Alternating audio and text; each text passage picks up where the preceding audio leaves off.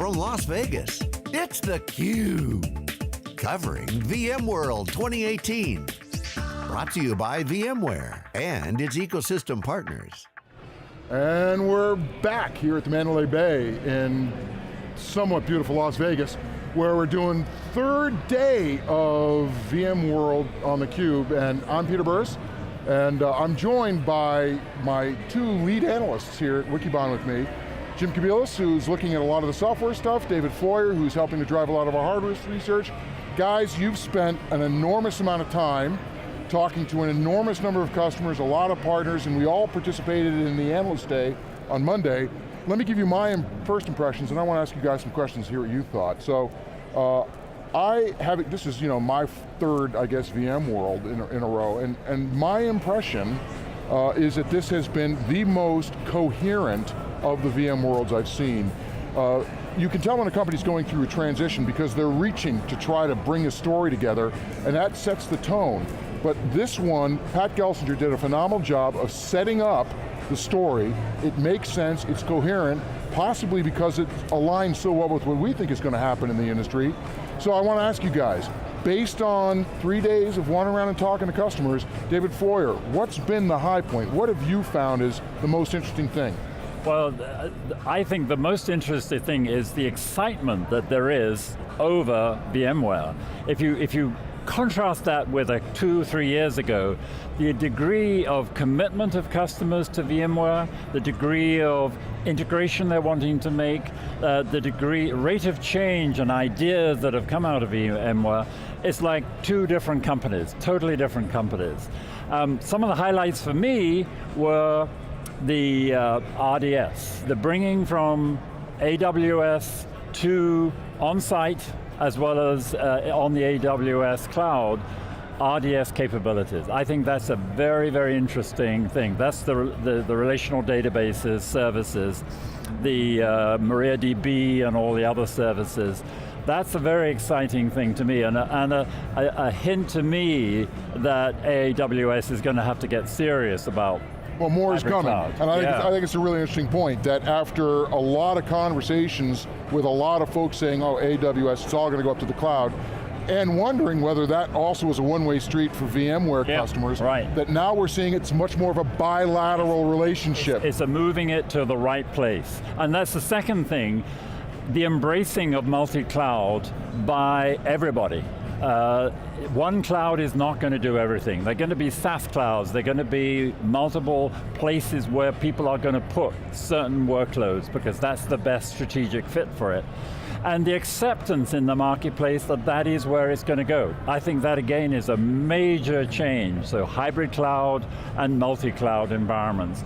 And then the third thing is, I think the richness of the ecosystem is amazing. The going on the floor and the number of people that have come to talk to us with new ideas, really fascinating ideas, is something I haven't seen at all for the last 3-4 years. And so, I'm going to come back to you on that, but it goes back to the first point that you make, that there is a palpable excitement here about VMware that 2-3 years ago, the conversation was, how much longer is the franchise going to be around? Jim, but now it's clear, it's going to be around. Jim, how about you? Yeah, actually, unlike you guys, I'm a newbie to VMworld. This is my very first. Remember, I'm a big data analyst. I'm a data science and AI guy.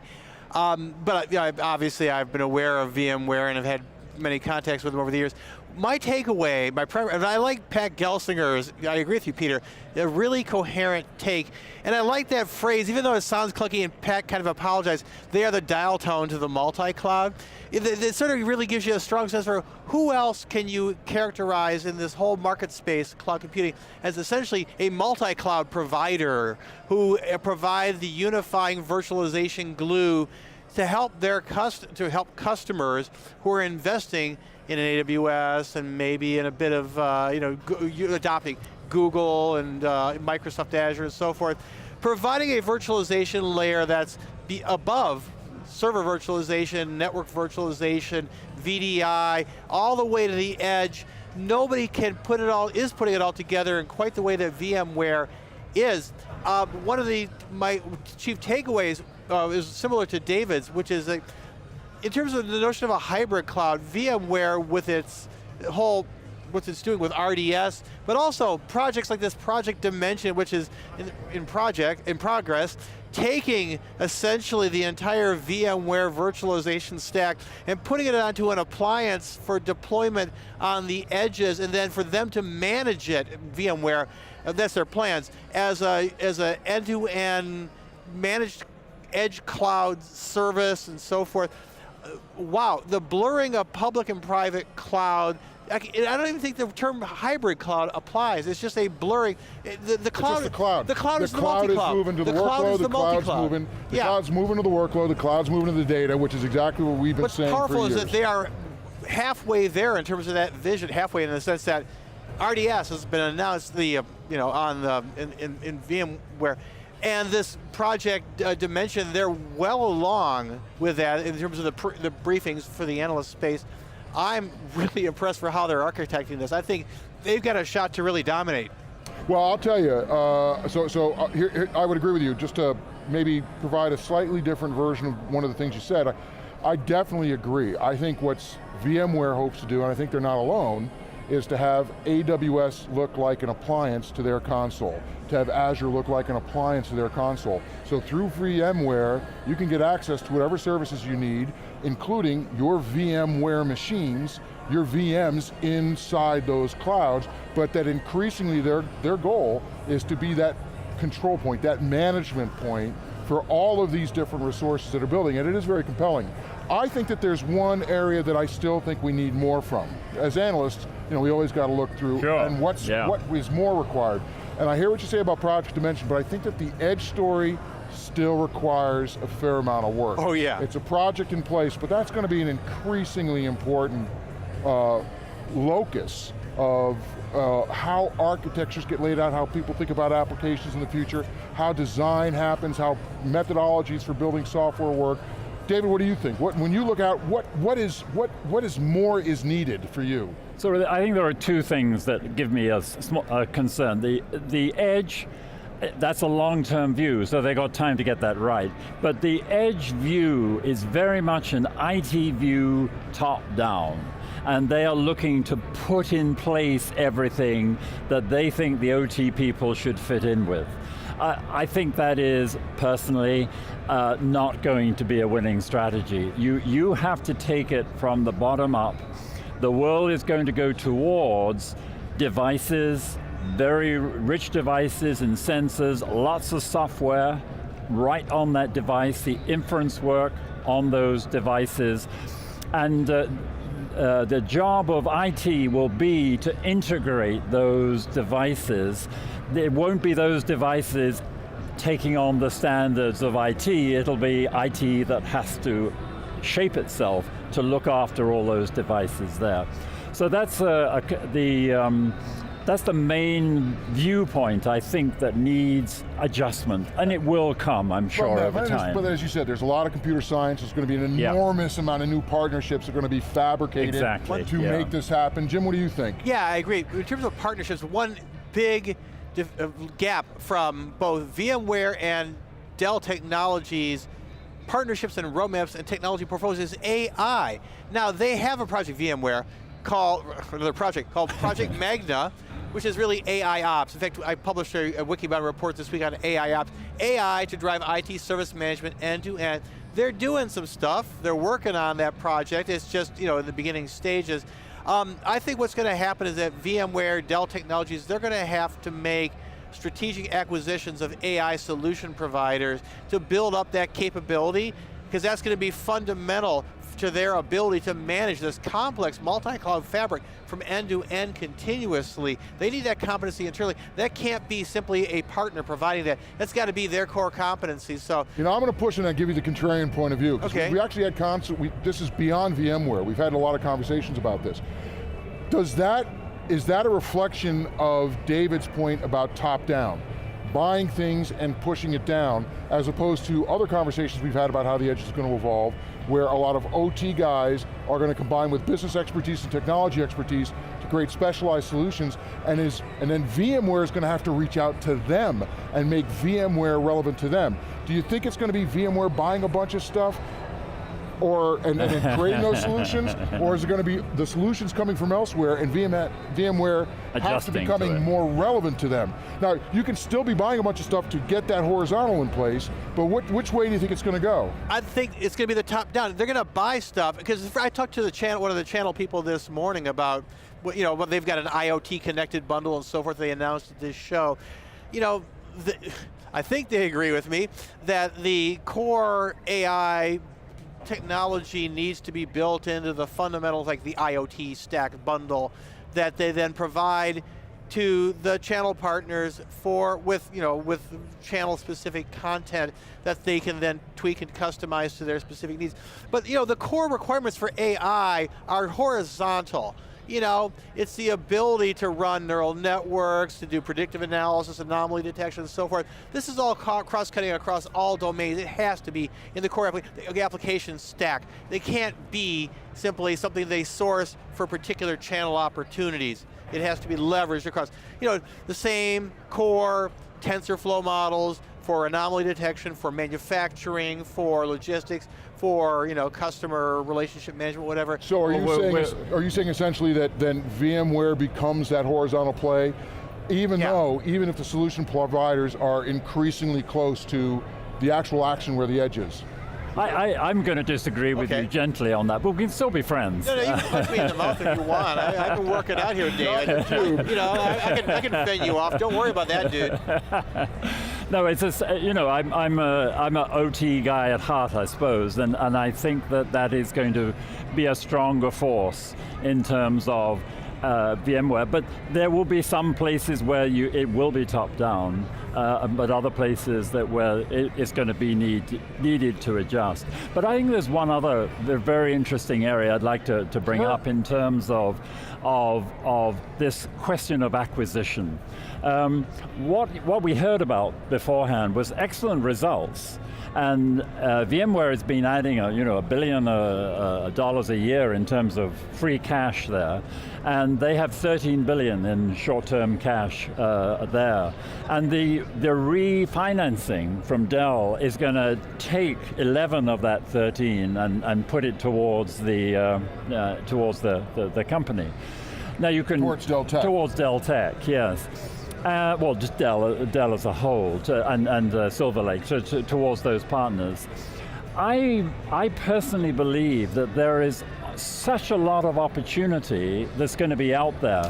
If you take NSX, for example, it has the potential to do things in new areas.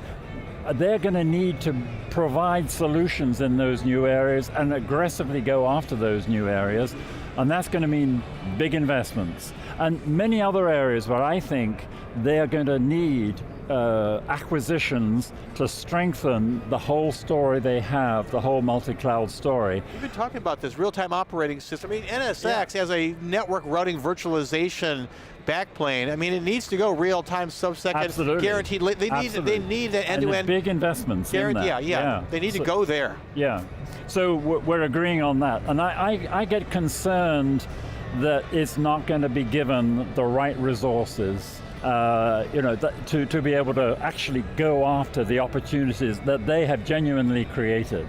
It's going to be interesting to see how that plays out. So I think ultimately— icebergs in the future. Yes, exactly. I think what we're ultimately saying, though, is that there is going to be a set of solution players that VMware is going to have to make significant moves to make them relevant. And then the question is, what's the value story, what's the value proposition? It's probably going to be like all partnerships. Yeah. Some are going to claim that they are doing it all, VMware is going to claim that they do more of it, but at the end of the day, VMware has to make themselves relevant to the edge, however that happens.